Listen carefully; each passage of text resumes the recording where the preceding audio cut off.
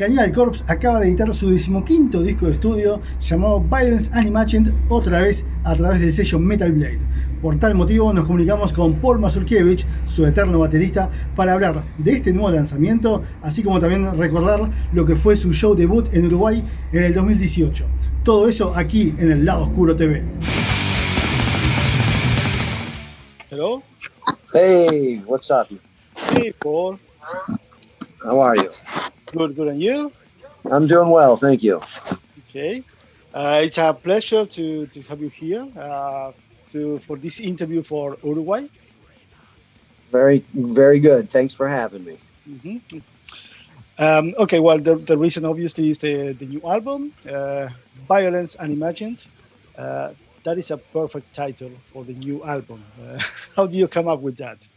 I'm glad you like it. I really am. I am the one that came up with that. It seems like it's myself or Alex that are probably the two that kind of name this, the titles, come up with the titles these days. But yeah, it was one that I just came up with. I don't, you got to brainstorm. You got to think of something different, something that you haven't used before, of course, something that just kind of sums everything up, I think.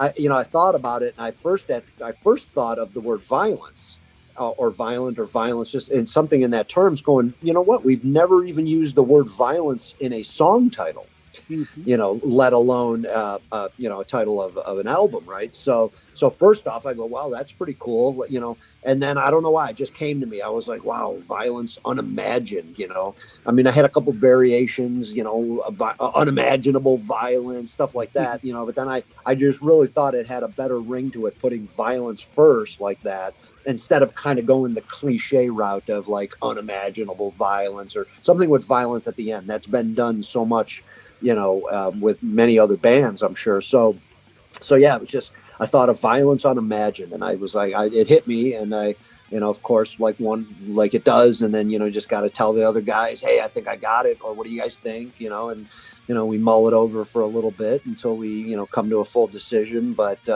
nobody came up with anything else better, I guess. But yeah, I'm glad you like it, because it's really, I think it's a great title. It's a great title. Fits Cannibal, and then of course, just you needed the artwork, something really intense to kind of go with that. If it's called Violence Unimagined here, well, exactly. This has got to be pretty brutal stuff, So I think it just made sense, of course, for us to call it that song. So I'm happy that you like it, and I think the fans so far seem to like it as well. So that could be a perfect title for the whole career of Cannibal Corpse. Yeah, I mean, it's always, yeah, right. You always try to come up with something that sums things up like that. Like I think we always, we've done a lot of those titles, like Kill, Bloodthirst. They sum up what we do, what Cannibal Corpse is, basically. And this is definitely another one of those titles. So, yeah. You were talking about the artwork, which is really brutal, and there is a one artwork censored, the other one is not. So how was the creation of the artwork? Was it after you gave the title to Vince, and he just sent it to you what he thought? Yeah, I mean, there's been various ways, of course, that we've gone about it over the years. Sometimes we come up with a title and we have a specific idea, a vision of our own that we would portray or convey, I should say, to Vince, right? This time around, right, when I came up with the title, I was just going, I have no idea here. I really didn't have any visual idea. I just knew it had to be brutal. It had to be intense. I mean, it's kind of like, we need to be, old school in a sense here. Go back to the roots and just have it, with that kind of a title, you need it, right?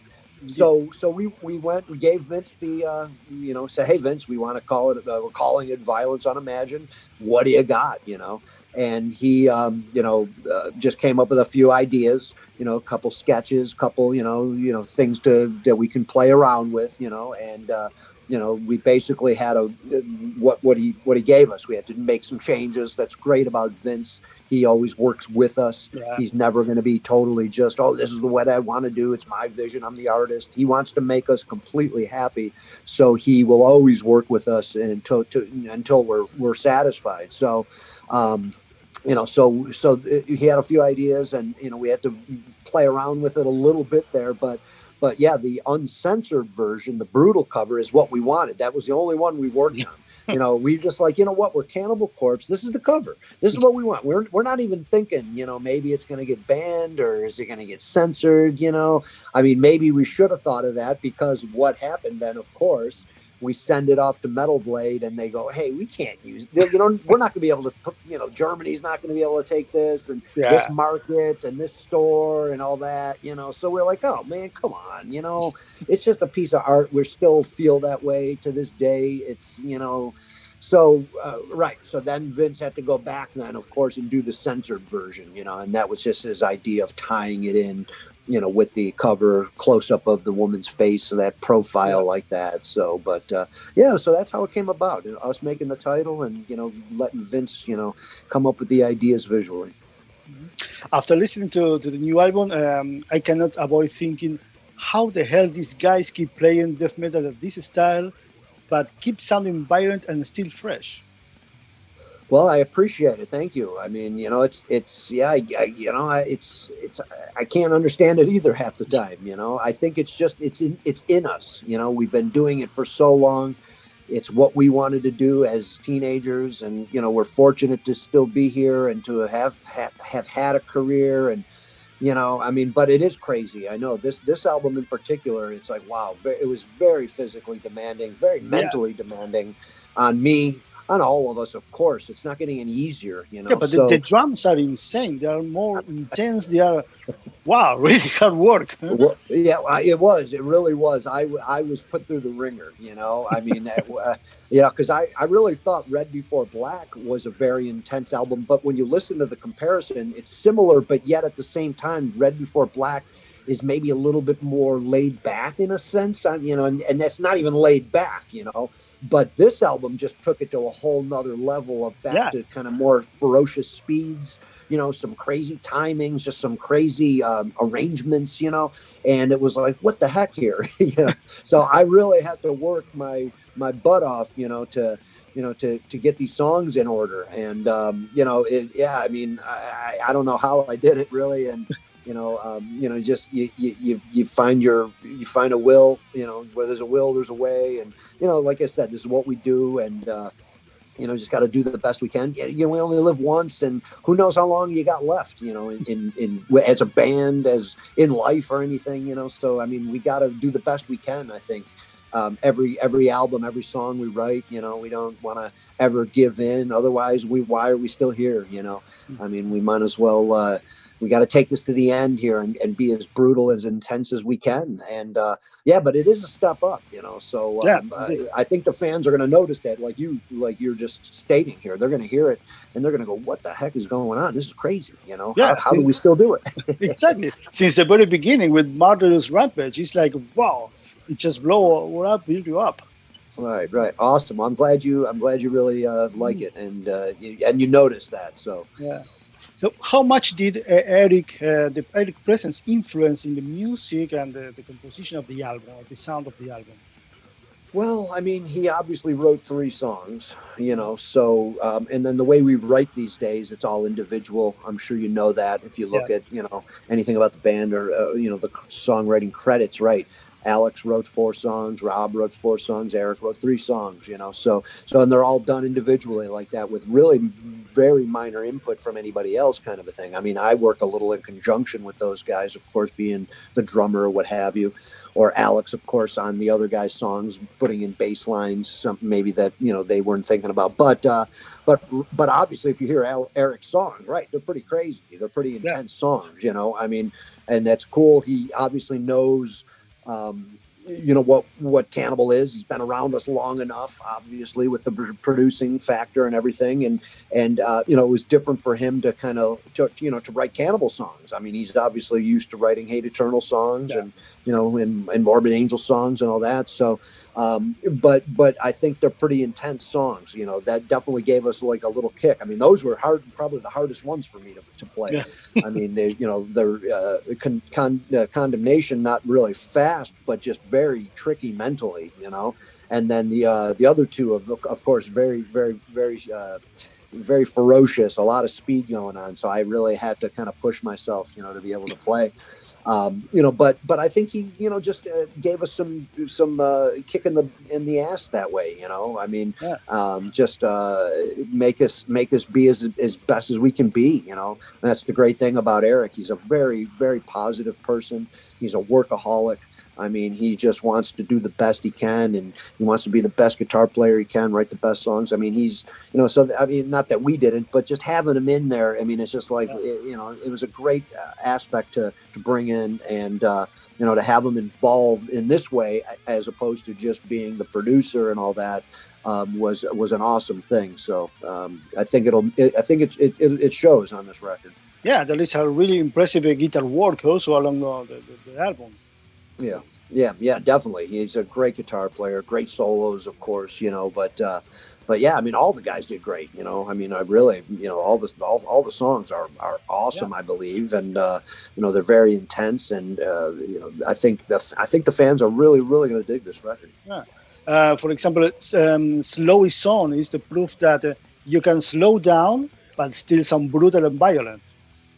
Oh yeah, definitely. That would probably be obviously the slowest song on the record, but I'll tell you that one, Alex wrote that one, and that was a mind bender. I mean, it's not as straightforward as, say, Evisceration Plague or Scourge of Iron, and then this one, it's got that kind of tempo. But mentally, it was like, whoa, that was a tough one. That was a hard one for me to grasp my head around, to finally be able to play that.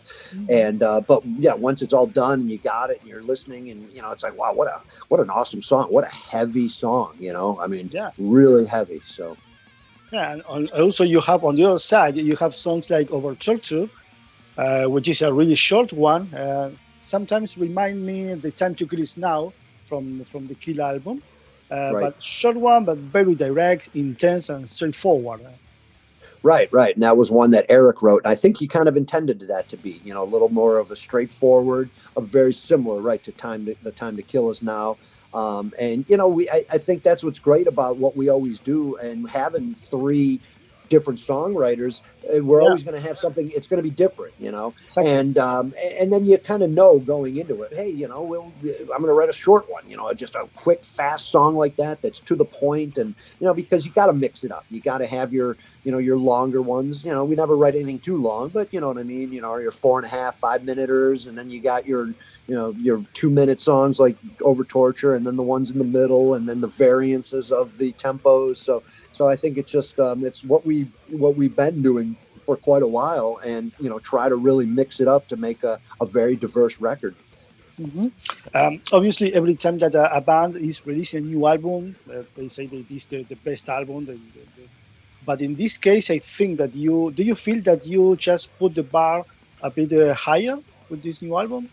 Yeah, I mean, I think so. I mean, it's always going to be, right, it's so cliche to say this is our best album. I mean, we're very proud of this record, of course, and we've worked extremely hard. And it's probably my most intense drumming on any record, Mm-hmm. So I think, I mean, it's going to, but, who knows what's going to happen, say, the next record. I mean, do we have to, do this? I think we've gone kind of a little bit up and down in those ways in the last few records. When you look at an album like, say, Skeletal Domain, very dark, very, very fast record, very intense.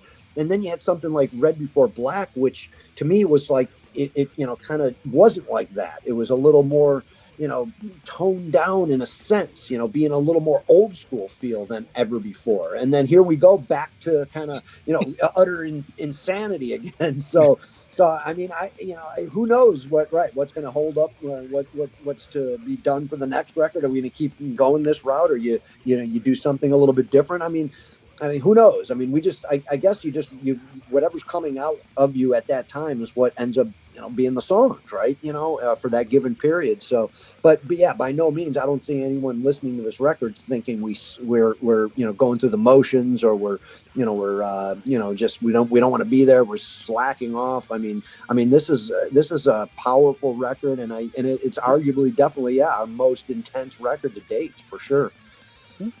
When Eric joined the band, if I'm not wrong, was in 2019, right? For live shows. Yeah, I mean, right. At that point, he's still filling in, but exactly, we needed to have him fill in there. And he did. I think it was ended up being 4 tours, I think it was. And But yeah, pretty much right. The beginning of 2019 would have been it. Yeah. was the idea to have it only for live shows, or also as a permanent member at that time? Well, at that point, things weren't solidified yet. So obviously we had touring commitments and we weren't going to skip a beat and we weren't going to not go out on the road. So we needed a fill in at that point, until we knew what was going to end up happening, or, we didn't know what was going to happen. So of course, at that point, Eric's filling in, and then, we figured it out after the touring was all done. Mm-hmm. Obviously, you produced with Eric the album, the previous album, and now obviously you produce again with him. How was to work in that sense with this COVID pandemic situation?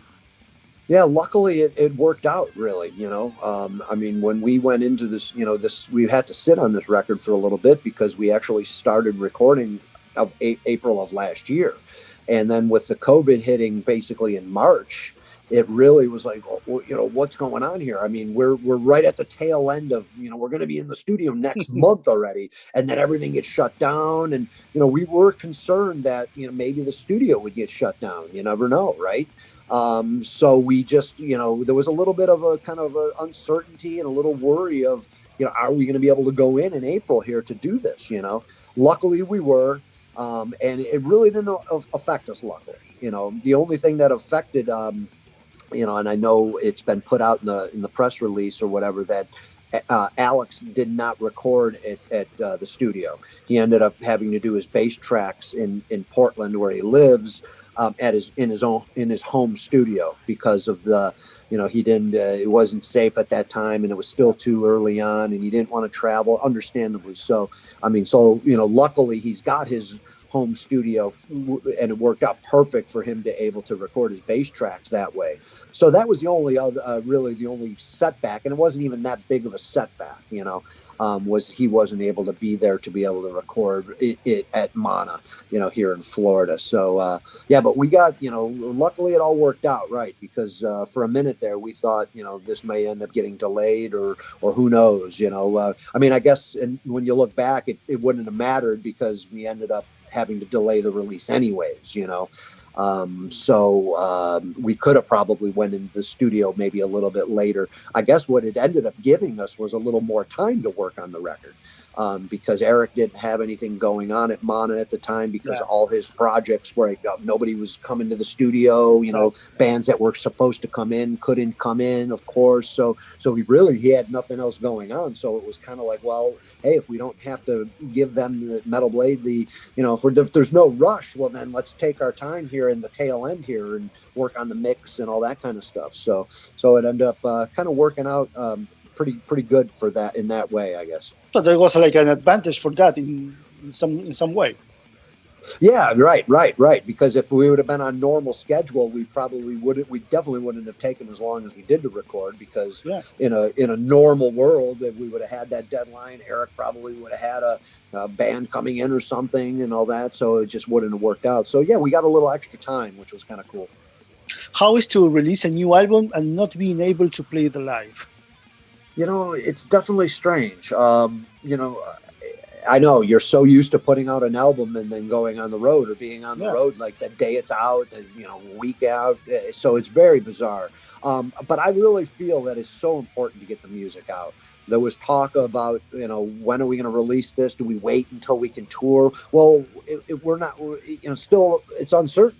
So what are you going to do? Wait, for another year or something, maybe, to put out the record? It's already going to be 3.5 years in between releases, which is, that's a long time. I mean, for us, it's about 3 years these days, right?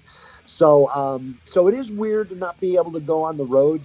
But just knowing that it's out, I mean, it was just finally relieving to get the first song out and get all the information out and just go finally, because we've been done with this album for so long. You just want the fans to hear it, and I think that's been important, of course, especially this time. I think people look at it, wow, new Cannibal, new music. I mean, this at any time, of any time, this is the time to have that, whether you can see the band or not. So, yeah, it is weird, but I'm glad we're finally getting it out there. And, I can't wait for the release. And then, of course, right, eventually we'll be out on the road, I guess. But yeah, strange indeed, yeah.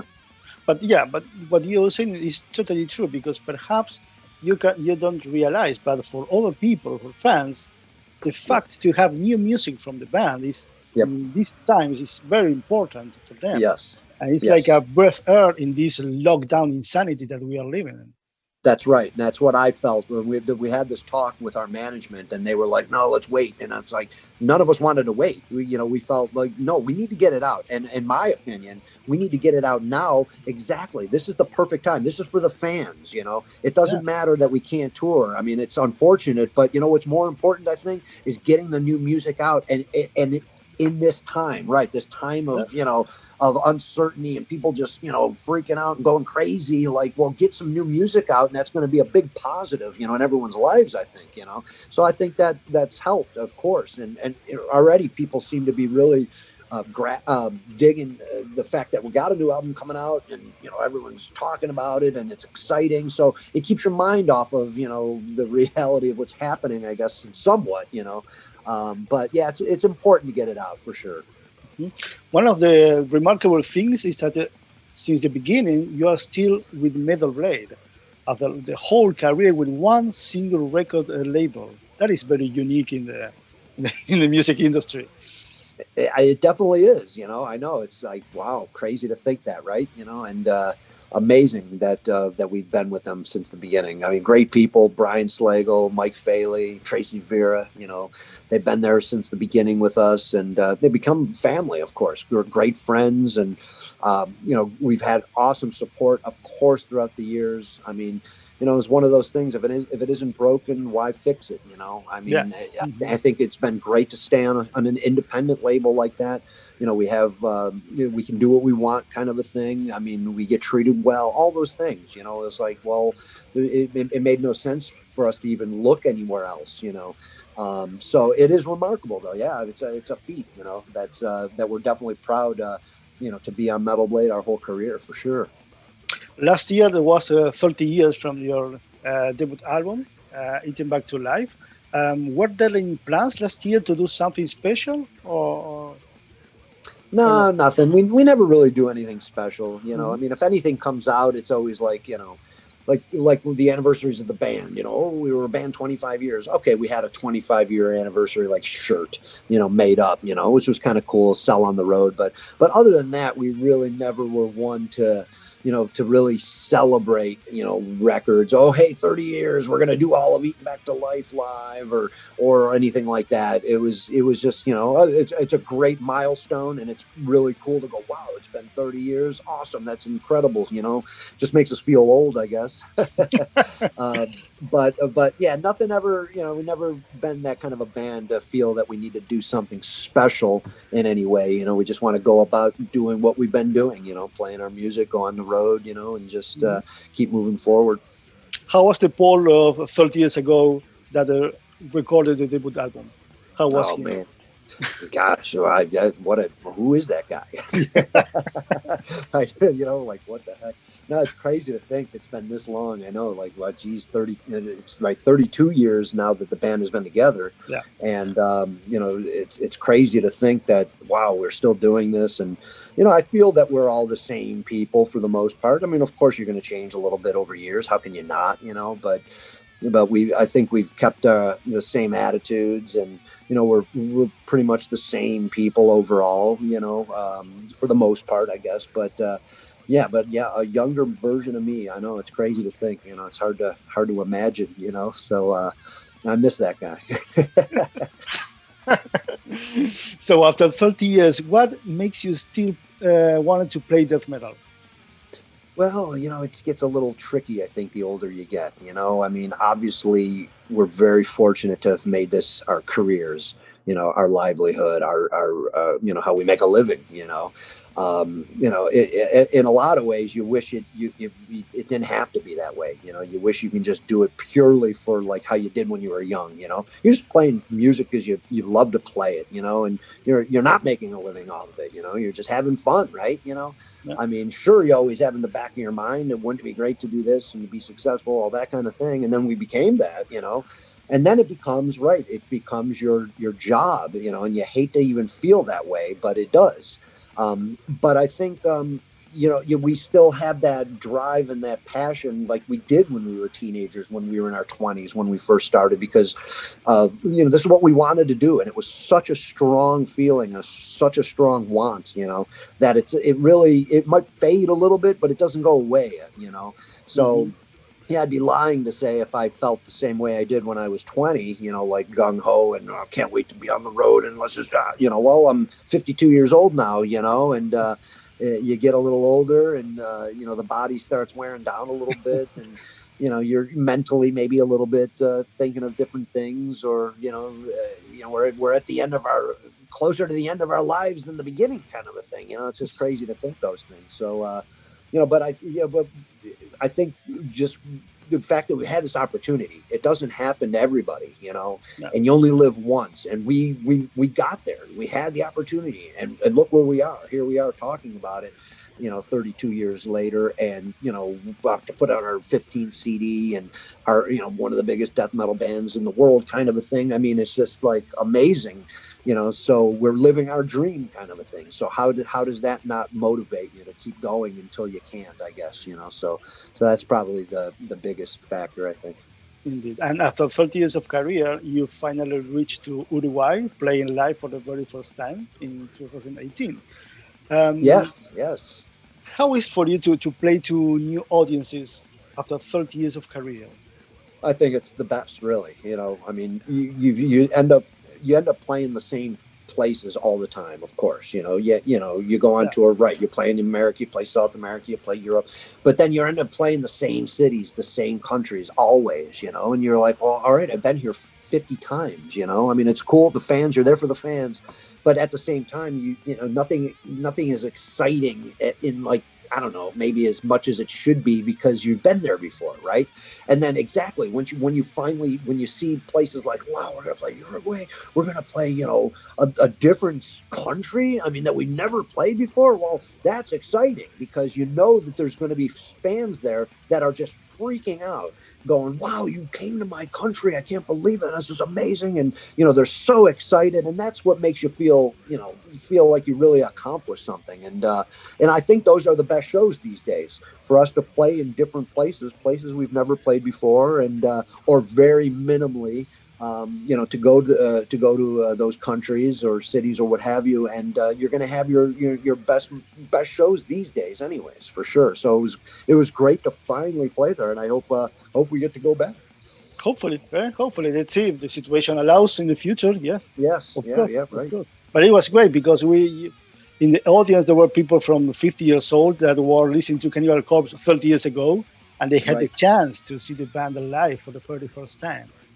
Amazing, isn't it? I mean, that makes you feel like, wow, that is awesome. We're so happy to know that and to see that, and for the fans to get to finally see us. That not everybody can travel to a different country or whatever, Exactly. Right? So the fact that we were able to finally play there was incredible, and I'm just so happy that something the fans are never going to forget, of course. Paul, thank you very much again. It was a pleasure and honor for me to talk to you. And I hope that we can see you in the future in Uruguay once again. Yes, I appreciate it, sir. Thank you very much. Thanks for having me, and I hope to see you again soon in the future. So hopefully soon. Take care. All right, man. Bye-bye. Take care. Bye-bye. Bye.